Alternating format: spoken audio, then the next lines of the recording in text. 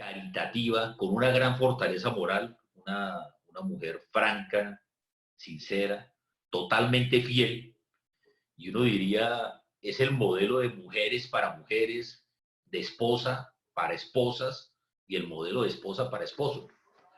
Pero llegar también a catalogarla como esposa del Espíritu Santo, esposa de Dios, es algo que, como les decía ahorita, en mi débil conocimiento que tengo de ella y también de Dios, porque pues todos estamos en construcción de esto, era algo que me rayaba un poquito en dudas y temas que tenía ahí.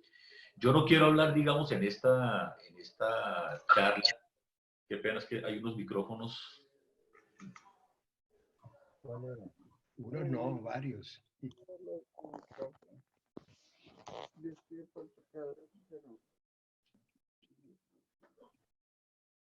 Gracias. Digamos, no es, digamos, objeto de esta charla hablar de los innumerables dones y características que tiene María como Madre de Jesús. Yo quiero centrarme solamente y reflexionar sobre la posibilidad que además de todo lo que nosotros conocemos de ella, ahora podamos, digamos, pensar o catalogarla como la esposa del Espíritu Santo. Cuando hago las investigaciones y entro a mirar, esto tiene debates tanto de largo como de ancho. Por ejemplo, Fray Nelson, él dice, yo no prefiero no meterme en esa discusión y prefiero simplemente catalogarla como templo del Espíritu Santo. El padre Luis Toro, que es apologeta, me dice, no, es esposa del Espíritu Santo, es esposa de Dios Padre, y empezamos con todos estos temas. Pero bueno, yo simplemente me pegué mucho de lo que investigó, de lo que dijo y de lo que pensaba San Juan Pablo II. Entonces, espero no confundirme o no confundirlos más y tratar de llegar a una posición en este sentido. Como lo decía en la forma como digamos, trabajaba y lo desarrollo yo mucho en el tema de la apologética, cuando uno va a hablar de algún tema, lo principal, lo primero que uno debe hacer es como tratar de definir el tema. Por ejemplo, si yo voy a hablar del bautismo, pues tengo que saber qué es el bautismo. Si yo quiero hablar de la cruz, pues tengo que saber qué es la cruz. Si yo quiero hablar de la intercesión, pues tengo que saber qué es la intercesión. En este caso, para entender primero ese vínculo de esposa de Espíritu Santo, pues vamos a empezar a desarrollar el concepto de esponsales. Y para eso, lo primero que yo hago es me voy a la Real Academia de la Lengua Española, y la Real Academia de la Lengua Española nos dice que esposo es la promesa de matrimonio hecha en algunas de las formas en que la ley requiere para que se surta algún efecto civil de mera indemnización en casos excepcionales de incumplimiento no motivado. Eso suena como enredado. O sea, es una promesa de matrimonio hecha con una conformidad de ley para que tenga unos efectos civiles y poder reclamar en un momento determinado cuando no se cumpla. La esposa, para nosotros, es la mujer que está casada, que ha contraído matrimonio y que por lo tanto tiene un esposo. Esa es la definición de esposa que tenemos nosotros, o de esposo, dependiendo del caso. Entonces, aquí vemos el primer elemento que debemos tener en cuenta en esta reflexión.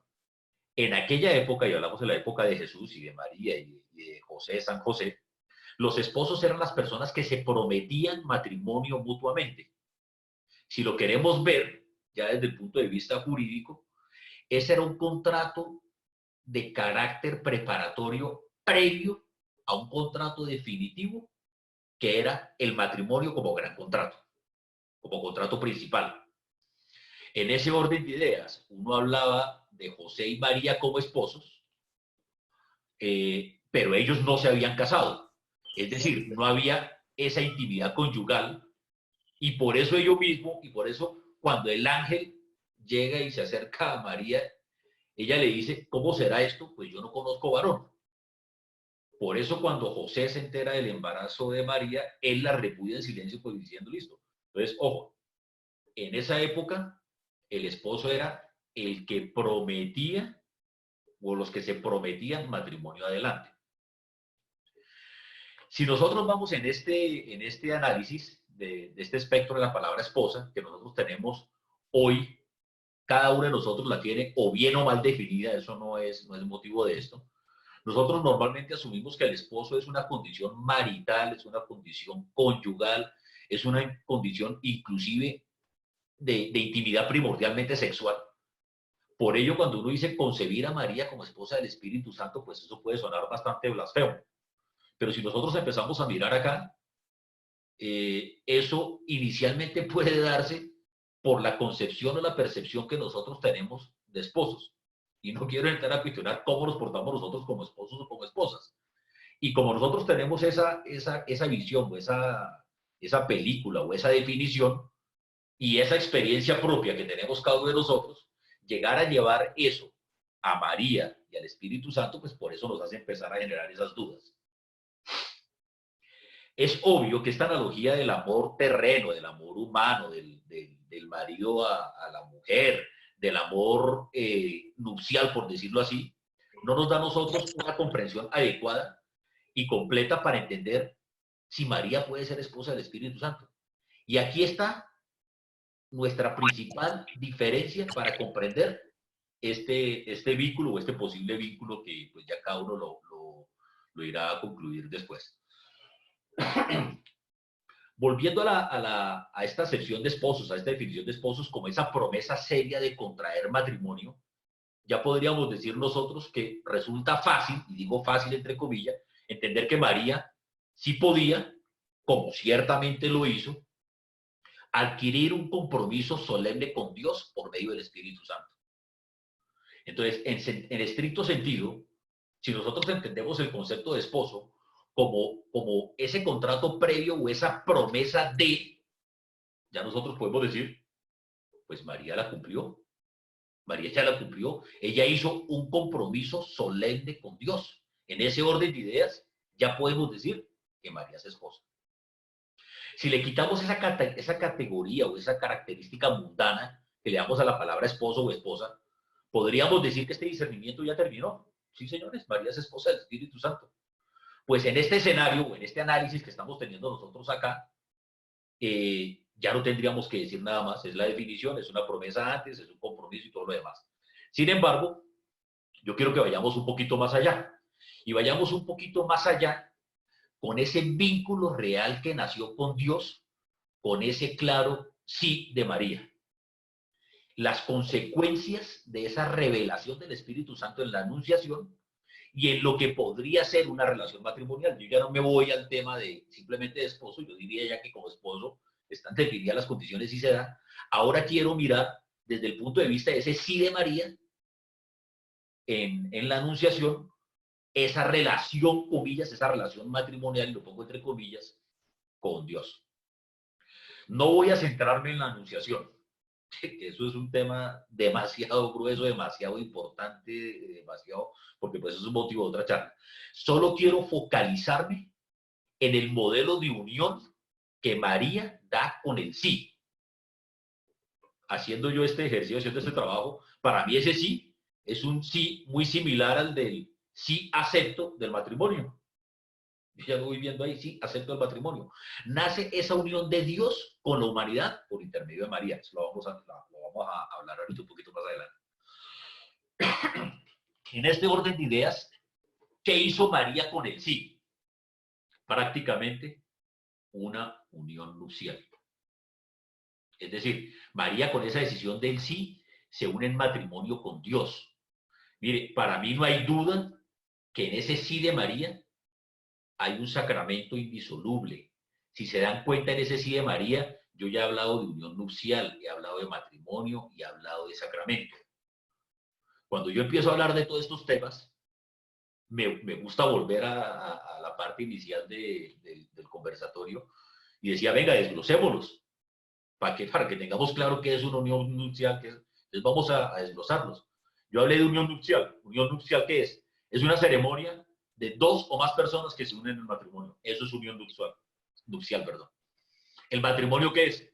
Es un sacramento indisoluble. ¿Qué es indisoluble? Que no puede ser disuelto o deshecho. ¿Y qué es un sacramento? Es un signo material de la presencia de Dios. Ahora yo les pregunto, ¿alguna duda en el sí de María? ¿Alguna duda en el sí de María que Dios estuvo presente? ¿Alguna duda que se habló de unión de dos? ¿O alguna duda que esa unión fue y en mi concepto es indisoluble? En ese orden de ideas, estamos viendo nosotros que se cumplen todas las condiciones de unión nupcial, de matrimonio y de sacramento. Presencia de Dios, indisoluble, la unión. Entonces, ahí vamos un poquito más, digo yo, enredándonos en este tema. En ningún momento de la historia se ha dado, ni siquiera en el Antiguo Testamento, una implicación tan honda, tan total y tan profunda de Dios con esa criatura humana como lo hizo con María. Así las cosas, nosotros vemos ya desde dos puntos de vista en lo que tiene que ver con la definición de esponsal, de esposo, promesa de matrimonio, y en el sí de María, que no es descabellado o blasfemo llegar a hablar de que María puede ser esposa del Espíritu Santo. Pero no obstante eso, o sea, yo ya trato de buscar el camino, pero no obstante eso, vamos a ahondar un poco más. Y yo creo que volvamos a nuestro evangelio de Lucas 1, 26, 38. Voy a leer, dice. Al sexto mes fue enviado por Dios el ángel Gabriel a una ciudad de Galilea, llamada Nazaret, a una virgen desposada con un hombre llamado José, de la casa de David. El nombre de la virgen era María, y entrando le dijo, alégrate, llena de gracia, el Señor está contigo. Ella se conturbó por estas palabras y discurría qué significaría aquel saludo. El ángel le dijo, no temas, María, porque has hallado gracia delante de Dios. Vas a concebir en el seno y vas a dar a luz un hijo, a quien pondrás por nombre Jesús. Jesús, él será grande y será llamado Hijo del Altísimo, y el Señor Dios le dará el trono de David, su padre. Reiniciará sobre la casa de Jacob por los siglos, y su reino no tendrá fin. María respondió al ángel, ¿cómo será esto, puesto que no conozco varón? El ángel respondió, el Espíritu Santo vendrá sobre ti, y el poder del Altísimo te cubrirá con su sombra. Por eso el que ha de nacer será santo y será llamado Hijo de Dios. Mira, también Isabel, tu pariente, ha concebido un hijo en su vejez, y este es ya el sexto mes de aquella que llamaban estéril, porque ninguna cosa es imposible para Dios. Dijo María, he aquí la esclava del Señor, hágase en mí según tu palabra. Y el ángel, dejándola, se fue.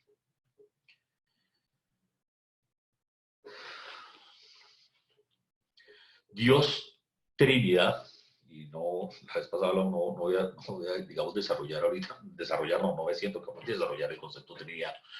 Envía al ángel Gabriel, le pide a María que acepte que por su intermedio, que por su medio, que por medio de ella, la segunda divina en la persona, la Santísima Trinidad, asuma esa naturaleza humana. Ella, sin dudarlo un instante, se pregunta cómo aceptar o cómo colaborar o cómo asumir esa tarea con la divina voluntad, y la respuesta divina que se le da mediante el Espíritu Santo es, el Espíritu Santo vendrá sobre ti. Lucas 1:35. El Espíritu Santo acepta esa decisión trinitaria de unirse y atarse a María para que de ella nazca Jesucristo, el Hijo de Dios. María acepta entregarse al Espíritu de Dios para convertirse en la Madre de Dios. Y el Espíritu Santo, que ya lo vimos, es Señor y dador de vida, es enviado para fecundar el vientre virginal de María, haciendo que ella conciba el Hijo del Eterno Padre y que sea tomado suyo. ¿Qué quiero decir con esto? El Espíritu Santo puede en este momento, si ya nosotros lo hablamos, considerarse el esposo de María.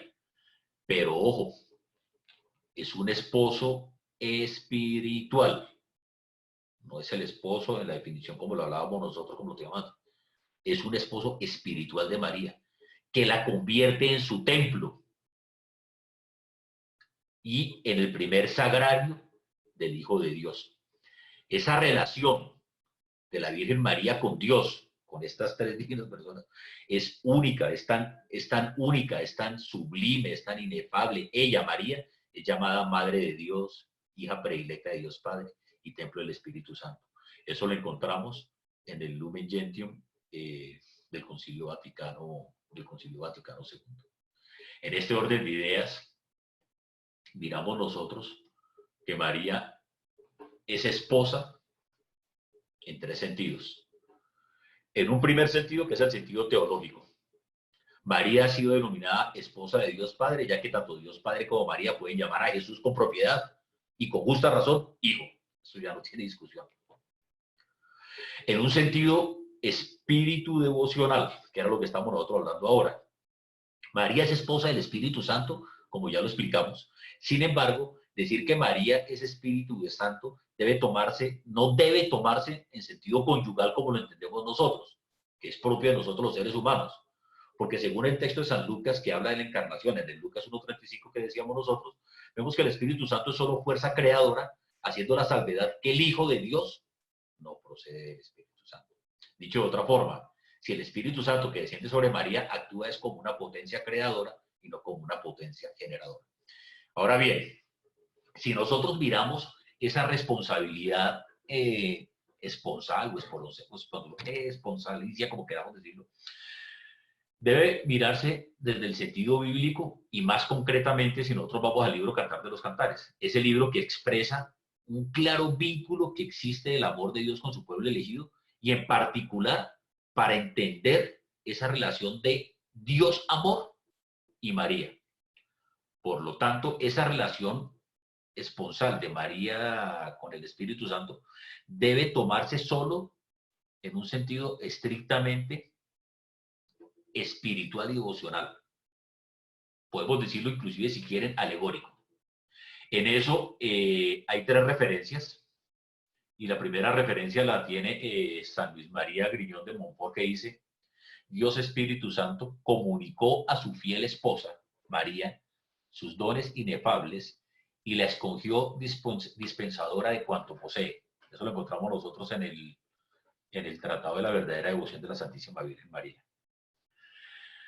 Al terminar nosotros los 5 misterios del Rosario, precediendo la letanía lauterana, nosotros decimos: Dios te salve, María, hija de Dios Padre, llena eres de gracia. Dios te salve, María, Madre de Dios Hijo, llena eres de gracia. Dios te salve, María, esposa del Espíritu Santo, llena eres de gracia. Esta manera de invocación de María, en este contexto trinitario, es muy frecuente cuando nosotros hacemos el rezo del Rosario. Volviendo a Juan Pablo II, él testifica en su... Eso era en las audiencias, Esponsa Spiritus, diciendo: el Espíritu Santo ha descendido sobre ella, que se ha convertido en su esposa, fiel en la anunciación, acogiendo el verbo de Dios verdadero. Eso lo encontramos en la encíclica Redemptoris. Entonces ya vamos en 2 sentidos. En un sentido teológico, esposa de Dios Padre, llamando a Jesús hijo, los dos. En un sentido devocional espiritual. Y ahora, si nosotros nos vamos al sentido estrictamente humano, que es el sentido de nosotros, pues nosotros decimos que María es esposa de San José. También como mujer es esposa de José. Pero el amor de estos esposos también tiene una condición y unas características muy especiales que no es la relación que tenemos nosotros con nuestros cónyuges. El amor entre estos esposos ha sido el más fuerte, ha sido el más puro, ha sido el más probado que se haya podido ver, y se llega a establecer un vínculo y una relación estrecha entre ellos dos por lazos afectivos, espirituales y de lo más serio y más sincero que pudo uno tener. Sin embargo, José y María no se dan lazos físicos y naturales, es decir, María es siempre virgen. Es decir, esto ya es una relación esponsal mucho más elevada que la que tenemos nosotros. El matrimonio entre José y María claramente es un hecho cierto y se da en esencia y en una trascendencia importante no solo para María, sino también para San José. En ese orden de ideas encontramos nosotros que María, desde el punto de vista terrenal, también fue esposa de San José. Lo que pasa es que no fue esposa como lo conseguimos nosotros. Fue esposa jurídicamente, con lazos materiales, con lazos espirituales, perdón, pero siempre respetando esa integridad de ella como condición de virgen. Entonces, hasta ahí ya vamos viendo nosotros y vamos encontrando un poquito de hilo sobre este tema, si esta condición esponsal de María. No voy a entrar, porque no me siento capaz, como hace el discernimiento el padre Luis Toro, que no es esposa del Espíritu Santo, es esposa de Dios Padre, y da unas explicaciones bíblicas que sí. Para mí, Trinidad, un solo Dios verdadero, y no voy a entrar en eso porque, insisto, no me siento en capacidad de hacer ese análisis. Ahora, vuelvo al documento y al trabajo que hace San Juan Pablo II, en lo que dice con el Espíritu Santo y María, y él nos habla que el Espíritu Santo y María es un modelo de unión nupcial de Dios con la humanidad. O sea, va un poco más allá. La revelación del Espíritu Santo en la anunciación de María está unido al misterio de la encarnación, que fue el evangelio que leímos nosotros, y de la maternidad divina de María. Eso quiere decir, como lo vemos nosotros en el Evangelio de San Lucas 1:35, que fue el que leímos, que el Espíritu Santo vendrá sobre ti. Es una acción del Espíritu Santo que suscita en ella una respuesta y un acto consciente de esa condición humana que tenía ella. Hágase en mí según tu palabra. Eso lo vemos en Lucas 1:38. Por eso en la Anunciación se encuentra un modelo perfecto de alianza de la relación Dios con el hombre. Es una alianza, esa relación personal de Dios con el hombre es una alianza, esa alianza es un matrimonio. Yo creo que también podríamos después, José Fernando Mejía, desarrollar un poquito el tema de las alianzas del Antiguo Testamento y terminar pues con la gran alianza que es Jesús. Pero esa alianza es un matrimonio. Entonces, Juan Pablo II nos dice a nosotros, San Juan Pablo II, perdón, nos dice a nosotros que ese modelo de Dios con la humanidad, él siempre vive en esa construcción de la alianza. Y la alianza definitiva, que lo hablaremos nosotros en otro escenario, es Jesús. Hubo alianzas importantes también en el Antiguo Testamento. En el Antiguo Testamento se presenta una característica particular de estas alianzas que nacen con el pueblo de Israel. Hablando un poquito, digamos, de esas alianzas, o estos, sí, llamémoslo de estas alianzas, uno encontraba alianzas entre dos individuos, lo encontramos en Génesis, en los cónyuges, lo encontramos en los libros de Ezequiel, pero la alianza de Dios con el hombre es una alianza particularmente especial y profunda, porque una cosa es la alianza de nosotros, los hombres terrenales, de nosotros con nosotros, de sociedades con sociedades, de personas con personas, o de dirigentes con su pueblo, pero la alianza de Dios con el hombre es una alianza que es infinitamente desigual. O sea, la pregunta es, nosotros terrenales unidos en una alianza con Dios, o Dios unidos en una alianza con nosotros, hay algún desequilibrio que se cae de su propio peso.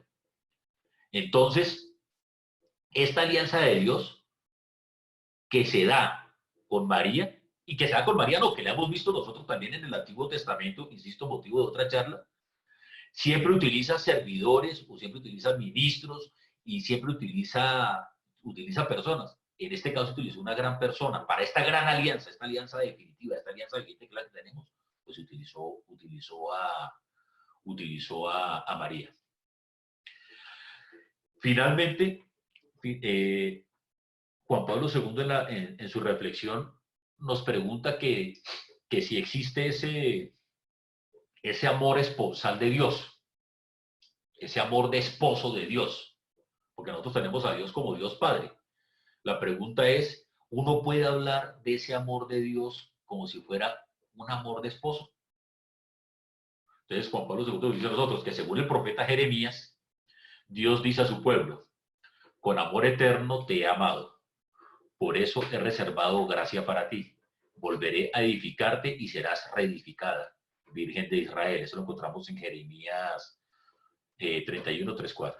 Desde el punto de vista histórico, hay que colocar este texto en una relación que era la derrota de Israel y su salida a Siria. Es un pueblo que ha sido humillado, que en un momento determinado se cree abandonado por Dios, pero Dios lo anima hablándole como padre o esposo, y hace una analogía de esposo, esta reflexión la hace San Juan Pablo II, mucho más clara y explícita en las palabras de Isaías durante el exilio a Babilonia. Y dice, porque tu esposo es hacedor, Yahvé Sebaot, porque tu esposo es tu hacedor, es un hombre, como una mujer abandonada y de constritado espíritu te llamó Yahvé, y la mujer de la juventud, es repudiada, dice tu Dios, pero en breve instante te abandoné, pero con gran compasión te recogeré, en un arranque de furor te oculté mi rostro por un instante, pero con amor eterno te he compadecido, Yahvé tu Redentor. Aquí que vemos en el análisis que hace San Juan Pablo II, que hay un amor nupcial, un amor de esposo, de Dios, en esta alianza. Es un amor que, no, es un amor que va un poco más allá. Trabajando en esto, lo que me pega a mí interiormente es que si nosotros realmente entendiéramos qué es ese amor esponsal, qué es ese amor a nuestro cónyuge, e inclusive amor a prójimo, pero en ese sentido de amor esponsal, y entendiéramos nosotros la dimensión de ese matrimonio y de esa alianza terrenal que tenemos nosotros, la de Dios es, como lo dije anteriormente, infinitamente superior, desequilibrada y todo, en nuestra comprensión, pues nosotros ya podríamos entender un poquito más este tema. Dice, frente al pecado de la esposa, estábamos hablando de Israel, frente a la infidelidad de ese pueblo, Dios permite que se vivan experiencias dolorosas, pero a pesar de ello, le asegura que su amor es eterno y no va a cesar. Es decir, es una alianza y es un amor que usted puede fallarme, usted puede haber sido todo lo infiel que quiera, podrá usted tener dificultades y yo de pronto la puede estar viendo, pero mi amor es mucho más grande. Y le dice, y lo vemos en el libro de Oseas. Oseas es una persona, en uno de los mensajes del libro de Oseas, en el que el Señor llama a su pueblo, al pueblo que no les fiel, que estamos hablando nosotros de Israel, Oseas nos muestra cuáles son las consecuencias y las causas de lo que nos ocasiona a nosotros la infidelidad. Y Oseas nos muestra cómo Dios, no obstante esa infidelidad y todos esos pecados y todas las cosas que cometemos, Él sigue siendo fiel con nosotros. Y le dice, yo te desposaré conmigo para siempre, te desposaré conmigo en justicia y en derecho, en amor y en compasión, te desposaré conmigo en fidelidad y tú conocerás a Yahvé. Eso lo encontramos en Oseas 2, 21-22. Estos textos que son del Antiguo Testamento, y era un poco mirar lo que eran esas alianzas en el Antiguo Testamento, alcanzan y terminan siendo absolutamente proféticas del amor nupcial de Dios con nosotros en el Nuevo Testamento, que es con la Virgen María. Y lo descubrimos básicamente en el misterio de la Anunciación. Y ese misterio de la Anunciación es ese amor nupcial, ese amor esponsal que Dios le tiene a su pueblo y que lo hace por medio de María. Yo creo que en eso no hay discusión. Es un tema que realmente me tocó, me pegó, digámoslo, internamente, y es la forma como Dios nos manifiesta a nosotros ese amor. El Espíritu Santo desciende sobre María en la Anunciación. En ese momento se consolida un amor eterno. Yo creo que en eso no hay absoluta duda de esa decisión de María, de esa acción de Dios Padre, inclusive Dios Espíritu Santo. Y en un modo particular hablamos nosotros de ese Dios esposo. Ese misterio de la encarnación perdónenme, no quiero ser simplista, no es el sí acepto, hágase en mí. No, este es un tema que viene en ese gran amor que Dios nos tiene a nosotros y que lo ha empezado desde Génesis, como lo dije anteriormente, y que lo sigue teniendo con nosotros y que lo sigue teniendo perfectamente evidente con nosotros y lo materializa por intermedio de María. Es decir, esto es una suprema unión de amor. Es una suprema unión de amor. Ya después de esto, podría uno seguir desarrollando más temas. Yo no me quiero ahondar más en ese amor esponsal de Dios, sino en lo que era básicamente ese vínculo. En mi concepto, y eso ya será la opinión de cada uno, y no es mi concepto, pues inclusive lo tiene San Juan Pablo II, que pueden existir aristas como las del padre Fanny Nelson, que dice mejor no meterse en la discusión, o del padre Luis Toro, además de todas esas condiciones particulares de María y todo lo demás, por una decisión de Dios, única y exclusivamente de Dios, en una relación desequilibrada de ese Dios grande con nosotros, absolutamente terrenal e infinito, uno puede hablar de que hay una relación esponsal de ellos. Entonces, este era como básicamente el tema que yo quería desarrollar con ustedes. Me gustaría también que lo conversáramos un poquito, que tuviéramos 10 o 15 minutos.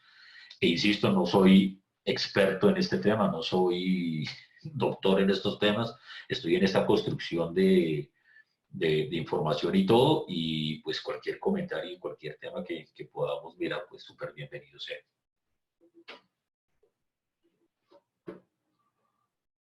Muchas gracias, Rafa. ¿Alguien tiene alguna inquietud, pregunta?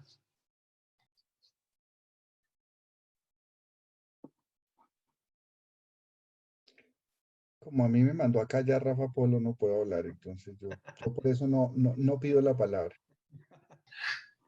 Hable sin apologética. Eso es lo difícil.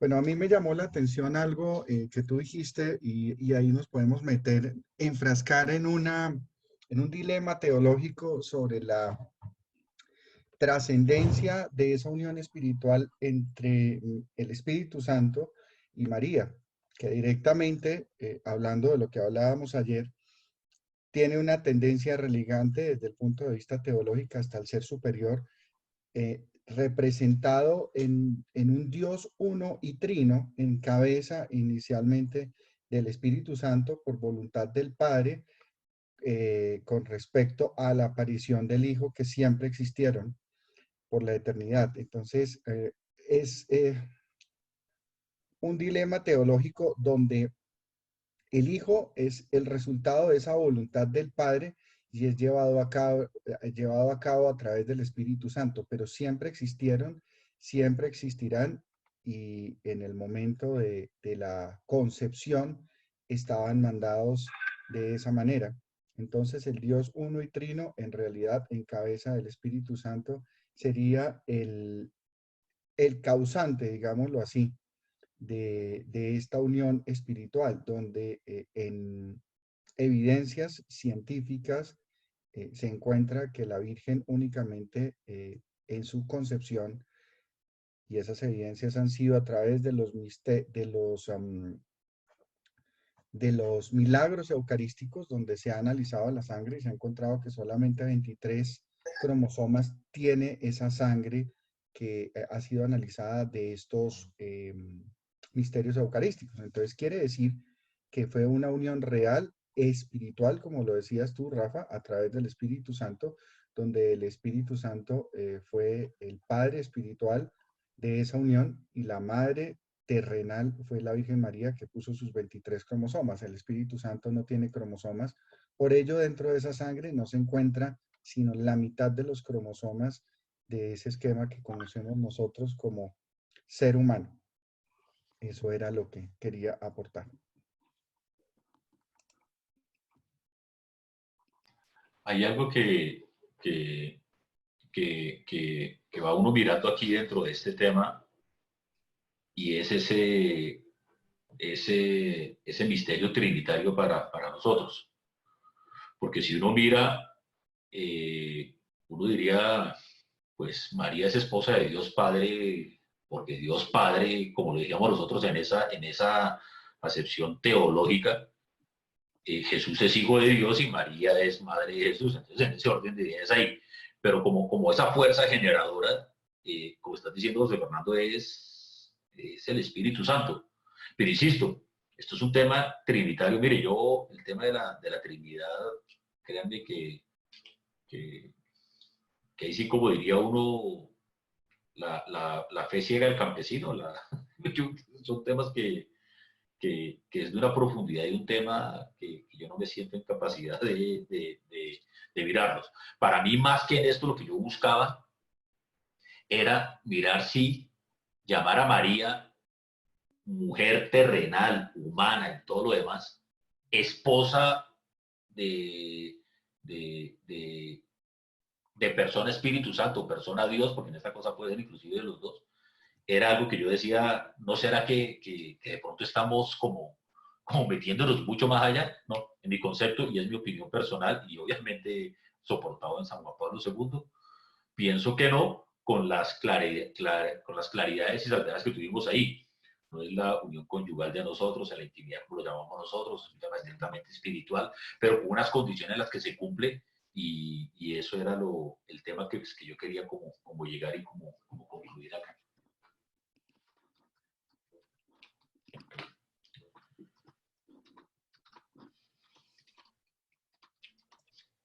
Rafa, muchísimas gracias.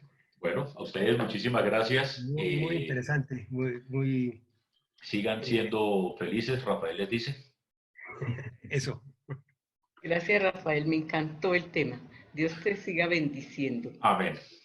Gracias. Muchas gracias. Muchísimas gracias, muchas gracias. Rafa, muchas gracias. Mañana nos esperamos nuevamente a las 8 de la mañana. Ok. Gracias, tema. Rafael. Feliz día a todos. Gracias. Y hasta, y hasta el 25 de mayo. Hasta el 25 de mayo, sí, señor. O sea que preparen más charlas, ¿no, Rafa? Sí, Diomedes cumple el 26, entonces quedó ahí de papellitas. Mentiras, hasta luego, chao, no me vayan a... Gracias, bendiciones. Gracias y muchas Un abrazo, Rafa, gracias por todo. Gracias, Rafael. Gracias a Gracias, Pacho. Gracias, Gracias, José. Chao. Chao, hermano. Recuerden que mañana tenemos la vigilia, ¿no? Mañana a las 7 de la noche. Mañana a las 7. Tenemos charla también a las 8 de la mañana, pero mañana es la vigilia a las 7 de la noche. Los esperamos. La temática es sobre la Virgen María. Entonces, va a estar muy, pero muy interesante. Ok. Muchas gracias. Muchas gracias. Sala de Zoom, va a ser la... Hombre, al Carmen, un beso. Hola, gracias. Qué rico Gracias, verlos. Francisco. A de todos, verdad. gracias. Un abrazo y Muchas bendiciones. Un gracias. abrazo, Eugenia. Para todos el mejor día. Que Dios nos bendiga. Amén. Gracias. Me dio mucho Muchas gusto tener gracias. aquí a don Edgar Mejía. Muchas gracias para todos. Feliz día. Pues Marina, que descanses. Gracias a todos. Amén. Gracias. Es muy agradable ser abrazado por María. Muchas gracias. Un abrazo a todos. Abrazo, Robert. Aquí hay un tema que Rafa no tocó, yo no quise extender por respetar a la audiencia, pero es bien interesante el por qué María fue elegida y no otra. Sí. De dónde venía esa concepción inmaculada, porque ella también es concepción del Espíritu Santo. Es que esto es un tema teológicamente muy profundo. El Theotokos, que es la Virgen María, Madre de Dios, Madre de Jesús, en griego, es un tema apasionante, pues nada más ni nada menos que una de las ramas más grandes, más profundas y más complejas que tiene la teología es la Mariología. Sí, claro. Entonces, chévere poder ahondar en ese tema, pero definitivamente, si en algún momento lo hacemos, sería muy chévere empoderar a la gente con conceptos previamente para que los estudien y los puedan disfrutar al máximo, porque cuando uno oye conceptos, sobre todo desde el punto de vista filosófico, son bastante difíciles de digerir. Entonces sí sería muy interesante, como dice Rafa, ojalá hiciéramos algo así, pero me chutó la pelota a mí y se salió de la sala.